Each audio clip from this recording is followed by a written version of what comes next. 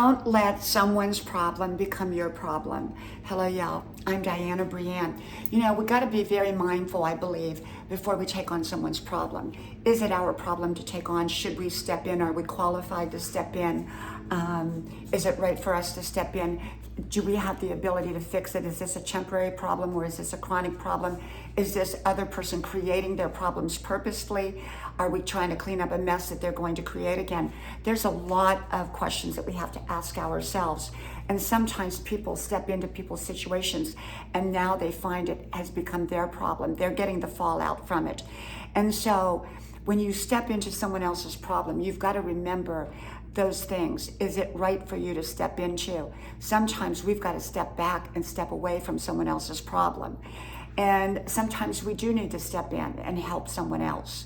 It depends on the situation. But if you have somebody who has a chronic problem and they're chronically doing things that create upset and crisis and toxicity and all of that, and it can ruin your life too.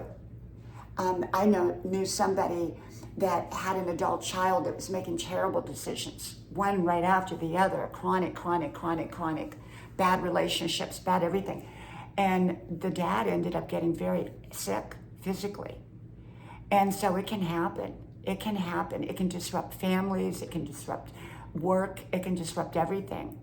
If you're in a work environment and you've got somebody who is chronically disruptive, it can be very difficult. Usually those people don't last in a workplace, but sometimes they do. And by a very thin margin, they last. And it makes it very difficult for the other people in that work environment. And so don't let someone else's problem become your problem unless you're meant to step in.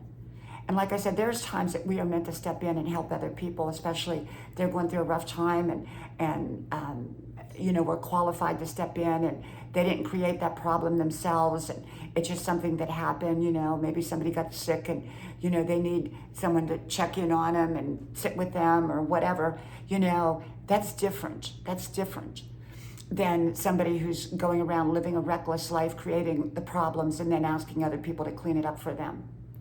Even if it's a loved one, sometimes you have to step back to save yourself. And I've just seen it over and over again, over and over and over.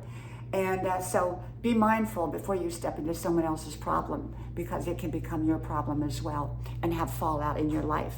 Sometimes you have to distance and sometimes you can help. It all just depends. From my house to yours, may God bless you. I hope you like, share, subscribe, and I hope to talk to you soon again. Bye-bye.